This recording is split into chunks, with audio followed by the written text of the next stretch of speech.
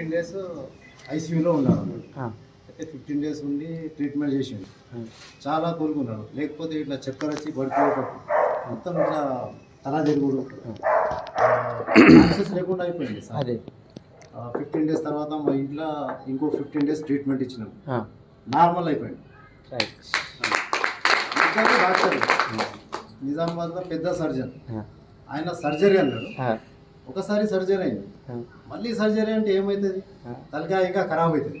Already ఇక్కడ మొత్తం తీసింది ఉన్నది, పెద్ద యాక్సిడెంట్ అయింది. ఇక్కడ బయట కారు ఉన్నది, ఆ కార్ యాక్సిడెంట్ అయింది సార్.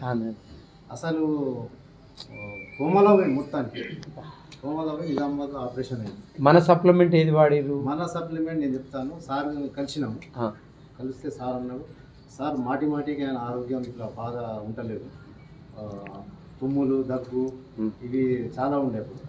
అయితే ఇమ్యూనిటీ కోసం మేము వాడాలంటే కర్కుమిన్ అని రాసిండు సార్. కర్కుమిన్ మన దగ్గర ఉన్నదని చెప్పినాను. అయితే ఆ కర్కుమిన్ ఇంకా బాగుంటుంది సప్లిమెంట్. ఆ కర్కుమిన్ వాడిండు, తగ్గిపోయింది సార్.